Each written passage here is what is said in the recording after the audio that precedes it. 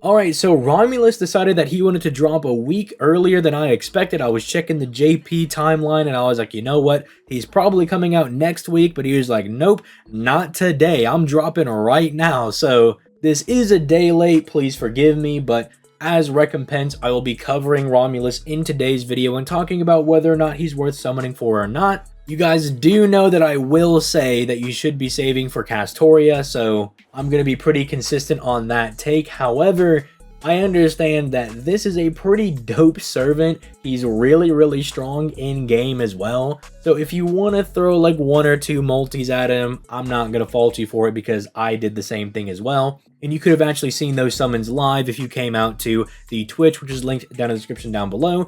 Also, if you enjoy daily FGO content, make sure you leave a like and you subscribe to the channel as we're still trying to hit 100k. But with all that being said, let's go ahead and start out by talking about his hits. Now, our boy Romulus is actually a Buster Servant, and I really love the deck layout that they actually went ahead and gave him with the 2 Buster and 2 Arts, because that's going to help him stay pretty consistent in getting his NP. And consistency is actually kind of the name of the game if you look at his hits and his natural NP gain and star genning values, because they're all just rather good. 0.59% NP charge per attack with 3 2-hit Arts cards means that he's not genning the most amount of NP, but as long as you're critting, he actually will be going a little crazy with the NP gain, because that NP gain is a little higher than average, and 3 hits on the 2 Arts cards is going to be just enough to take advantage of those Arts crits and that natural NP gain, give you some nice NP refund. And the 12.2% star gen is going to be very nice with that 4-hit quick card and that 5-hit extra attack. You guys know we love to see that Chef's Kiss 5-hit extra attack. If you don't know, you're not aware, the extra attack is a composite card that gens stars NP and does big boy damage, and 5 hits is that golden standard. So we love to see that even a god himself adheres to the 5-hit extra attack. With that being said, though, let's go ahead and dive right into his skills. Skill 1 for Romulus basically functions as his charisma. He's going to be giving the entire party 20% attack for 3 turns and give them a 20% crit buff for 3 turns as well. Now you'll notice he's also going to be giving Roman allies 30% crit damage for 3 turns as well, for a total of 50% crit damage. And you may be saying, ZTL, that's kind of terrible, because there's like 3 Roman servants in the game. Well, fret not, Romulus has you covered, because spoiler alert, Romulus actually has the ability to turn the entire party into Romans for 5 turns. So you can essentially view this as a 20% attack buff and 50% crit damage for the entire party for 3 turns on a 5-turn cooldown. And he also smacks the enemy with the Roman trait debuff for 5 turns, which again is really good in extended fights because you can actually start stacking this, especially with people like Koya and Skya that give you skill cooldown. Moving on to skill 2, this is just kind of like a hodgepodge of good stuff. It gives him 2 hits of invincibility for 3 turns, which normally we don't like to see survivability on skills that don't also function as a survivability skill, but because it's hit based, it's actually better, because it means you're not actually wasting that 1 turn of survivability because it lasts for 3 turns. So you can kind of just press this whenever you want and just have 2 guaranteed hits of invincibility to keep your boy Romulus safe, because this is also coming with a 30% battery and 10 stars on a 6-turn cooldown. The most notable thing is going to be that 30% battery. It is very crucial that they actually gave him a 30%, because with the introduction of Koya and Skya really wants to be with people that have 50% batteries to do Buster looping. Thankfully, they gave us a pen skills, which are secondary skills basically that you can level up if you have a high enough bond with your servant, and it actually lets you get an additional 20% start of turn battery. So that technically means Romulus can have a 50% battery if you level up his second append skill to level 10, and then you also have his second skill at level 10 for 50% total. So this guy actually did get a little bit of future proofing with that 30% battery, and just generally this is a nice utility skill for him. The weakest part is the 10 stars, because 10 stars really isn't going to make that much of a difference. But if you do a Romulus Brave Chain, where you have his quick card, you actually probably can use this on the next turn to get probably around like 30 to 35 stars. So it is nice for kind of topping off the amount of stars you already have, so it is somewhat useful still. Then we finally have his third skill. where he gets a nice 30% buster buff for 3 turns. You guys have heard me say that the standard is to either get a 50% card buff for 1 turn, i.e. just being a mana burst, or you get a 30% card buff for 3 turns, which I do prefer because it gives them more longevity. It lets them be good for 3 turns instead of being 1 pump chumps that are only good for 1 turn. He gives himself some pretty decent star weight for that 1 turn, and then he gives himself an on-attack buff for 3 turns that smacks the enemy with a Roman trait for an additional 5 turns whenever he does crit damage. So basically, you're supposed to use this turn to do massive crits on the enemy and then also smack them with the Roman trait. But because it lasts for 3 turns, if you're using with like double Merlin or something who just drops all the stars in the world, you can still use it on those additional 2 turns on that 5-turn cooldown to smack the enemy with a whole bunch of different Roman traits. Now, why is this all important? Why are we smacking the enemies with Roman traits, and why are we buffing up Romans? Like, what is actually going on here with our boy Romulus? Like, what's the deal? Well, if we go over and we look at his NP, it is an AoE Buster NP with 5 hits, meaning with Merlin, if that's who you're going to be using him with, and that's kind of your only option right now on NA, Merlin's second skill gives you a pretty big crit star generation buff. 5 hits isn't the most, but on a Buster NP with a crit star drop buff, you actually can drop a fair bit of stars with this.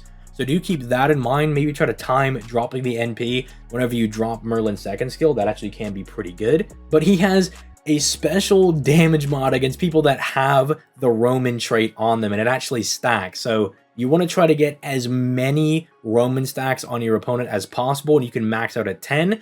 But then the glorious part is that every time he smacks the enemy with his NP, he inflicts all enemies with 1 instance of the Roman trait for 5 turns, and then he also gives the entire party the Roman trait for 5 turns as well. And considering his first skill is on a 5-turn cooldown, it basically means you can have those two perfectly synergized, but realistically, you're probably going to be firing his NP a bit more often than just once every 5 turns. But it is very nice that these cooldowns are so extremely long, because it gives you a lot of time to smack the enemy with some Roman traits and then do some really big damage to them. It's also really nice that his NP's overcharge has basically an additional charisma, as the overcharge increases the party's attack by 10 to 30% for 3 turns. So you can also look at his charisma as at bare minimum being a 30% charisma, which is extremely powerful. And at maximum, it's actually 50% for 3 turns, which is basically an NP5 Castoria's NP, which is ridiculously strong.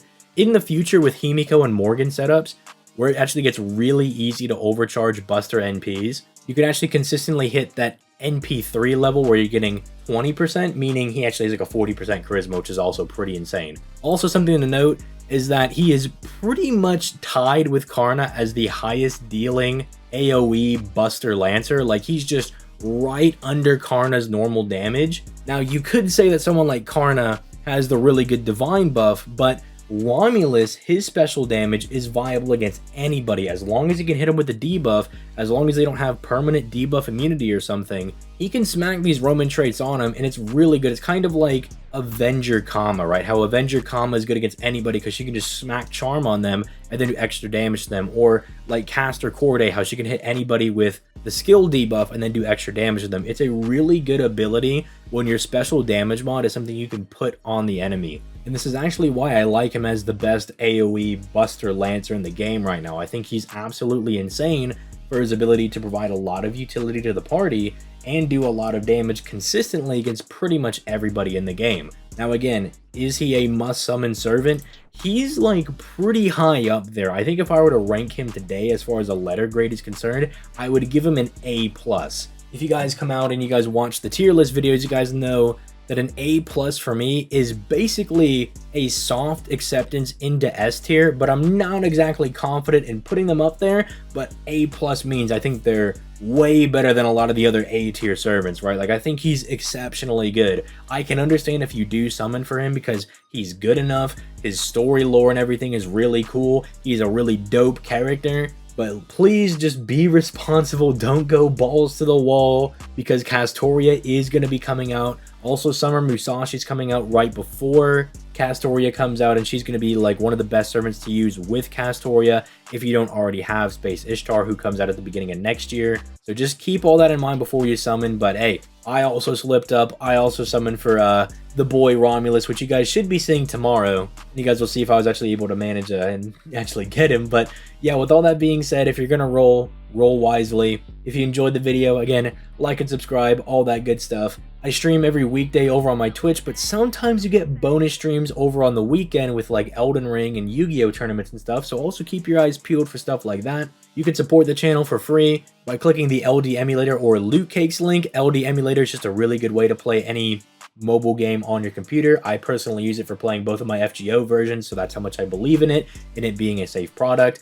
Loot Cakes, basically, if you join my Loot Cakes Alliance, anytime someone in my alliance actually pays money in FGO to buy Saint Quartz, or I guess that's all you really can use, you can only buy Saint Quartz. I was going to say like something else, but you can only buy Saint Quartz. I don't know what I'm saying, but anytime someone in the alliance buys Saint Quartz, we all get points for it, and then we can use those points to buy gift cards on everything. So basically, the more people we get in there, theoretically, the faster we can get gift cards to like get more Saint Quartz. It just seems like a good win-win to me. It's kind of nice for me because I feel like I'm kind of passively earning something for all the money I'm giving TW, so at least I'm getting something back. I mean, you can also get stuff like Taco Bell gift cards, so I mean, like, if you want a nice Doritos Locos taco after rolling for Romulus, you can also do that. Finally, I'm going to be hosting a Yu-Gi-Oh tournament next Saturday, the 9th of April. I would love to see you guys come out there. There are no restrictions on this. You could basically run whatever deck you want as long as it's compliant with Master Duel's ban list. It's going to be on Master Duel, 5 p.m. EST. I really am looking forward to seeing you guys come out there. I've been enjoying the last two tournaments, so this one I'm just really giga looking forward to. But with all that being said, you guys have yourselves an absolute fantastic day, and I'm gone. Peace late, guys.